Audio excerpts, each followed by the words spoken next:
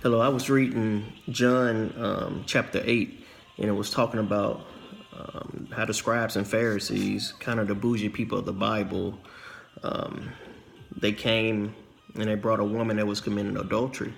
And they brought her to Jesus, who was drawing in the sand. He drew a line in the sand, and he drew many things in the sand.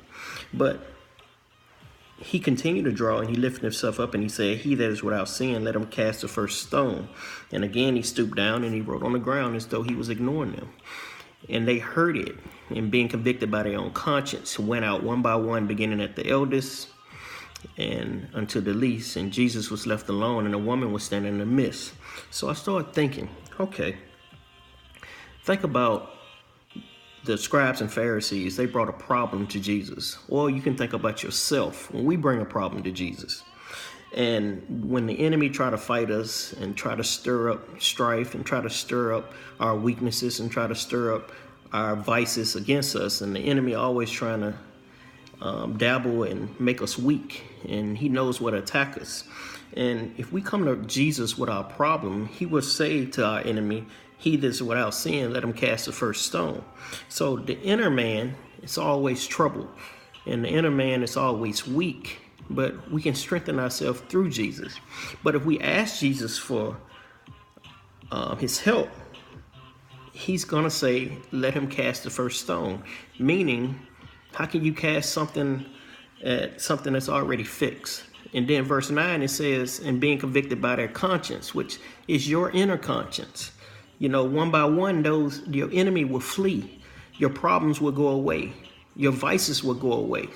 But it has to go away through Christ. He has to speak up for you. He has to draw that line in the sand and say, this is enough.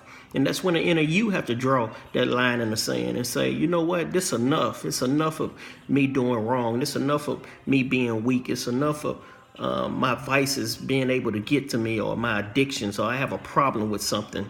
I don't know who I'm talking to today, but I know I'm talking to somebody about something that's affecting them on the inside and consciously. Because in verse 9 it said, by their own conscience, your enemy will flee one by one.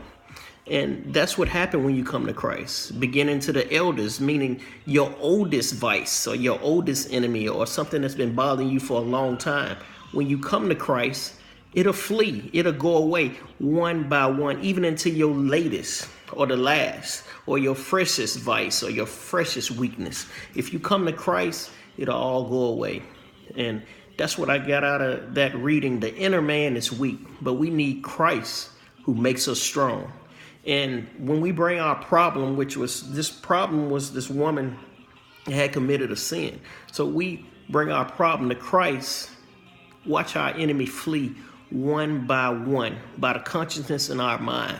So internal man, we can defeat the enemy at all times. But first it has to start with Christ, and it has to start up here and in here. Because when you root it, nobody can see your growth under the ground. They only see what comes out of the ground. So whatever is in you is going to come out of you, and people are going to see you for who you are. But if you got Christ, watch your enemies flee.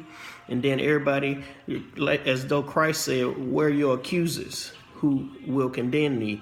And then he said, go and sin no more. Go and do it no more. Go and not have those thoughts no more. Be strong. Don't be weak. Put me in your life and watch how you grow.